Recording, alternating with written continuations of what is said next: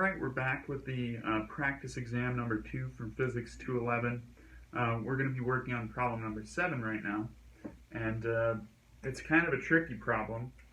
What it really boils down to is drawing a picture and picking the right picture to draw. So the problem states, prove that the maximum speed of a vehicle traveling on a frictionless bank curve of radius r is given by the equation v equals the square root of r times g times tangent theta. So there's a top view we could draw, right? Could draw a top view with our radius here. We could draw some sort of a three-dimensional view, or we could take a cross section, because when I hear banked turn, I think there's a, I'm turning, but I'm also banking. And also there's no way that you could stay on the road in a frictionless scenario without that bank. So let's go ahead and ignore these drawings and just draw essentially an inclined plane. So we'll draw an inclined plane, we have some angle theta, and then we have our car of mass m, and we can just draw it as a simplified block. So we know that we now have a force downwards of mg and an angle theta here. So then the other thing to think about is there's some radius of curvature, and that radius of curvature is going to cause a centripetal acceleration. So we're going to have some sort of center-seeking acceleration.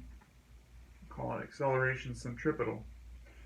Alright, so normally when we use an inclined plane problem, we choose our axes to be, the y-axis is orthogonal to the inclined plane, and the x-axis is going to be parallel.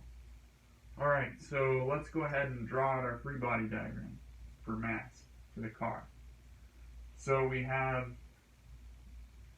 mg cosine theta going in the opposite direction of the normal vector.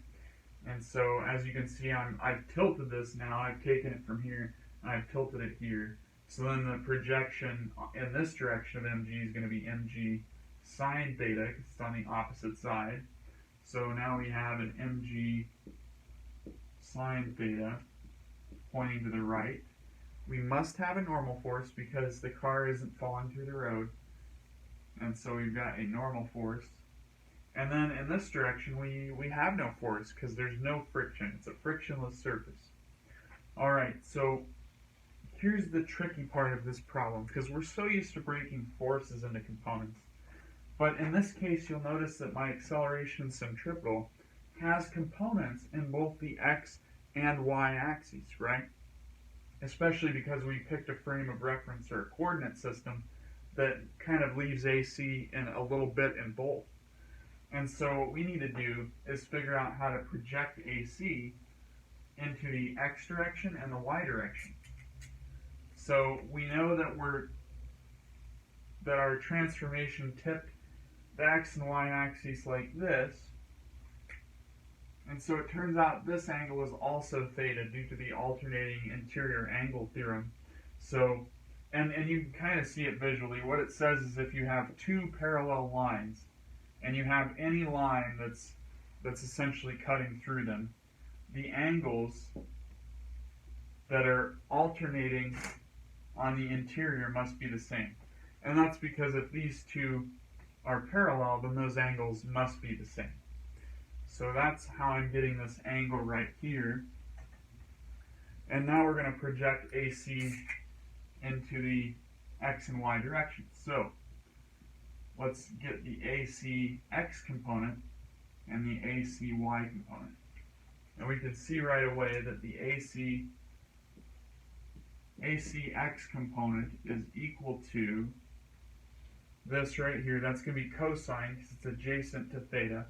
So that's going to be the magnitude of AC times cosine theta. And of course ACY, because it's opposite, is going to be the magnitude of AC sine theta. Alright, so Now, the trick is we're going to sum our forces now that we know our accelerations. You may end up wasting your time summing forces in the y direction. Maybe the answer comes out of the x direction. But that's okay. Just start summing your forces. Don't worry too much about if you're going to need both sets of equations. So, in the spirit of that, I'm going to go ahead and sum forces in the y direction, even though I know that it's not going to be useful. So the sum of forces in the y direction is going to equal mass times acceleration in the y direction.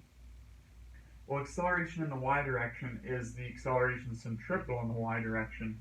So that's going to be m times AC cosine, or I'm sorry, AC sine theta is equal to forces in the y is just normal minus mg cosine theta. And so we've summed forces in one direction. Let's go ahead and sum forces in the other. Sum of forces in the x is equal to mass times acceleration in the x. We know that the only acceleration in the x direction is that component of AC in the x direction, AC sub x, which is equal to AC cosine theta, is equal to, there's only one force in the x direction, and it's going in the positive direction, so that's mg sine theta. Now I wanted to point out really quick that we got lucky here because the acceleration centripetal is going to be in our positive direction. It's going in the positive direction for our x-axis. And in any other problem, you need to respect this acceleration like a vector, like the vector it is. Had this been going in the negative direction, we would have had to put a negative in front of it. So in other words, just like we respect our forces directions, this is positive, that's negative, this is positive, that's negative, we also have to respect in F equals ma, whether A is positive or negative. So I can't stress that enough. That can cause a lot of problems. In this case, it happens to be positive.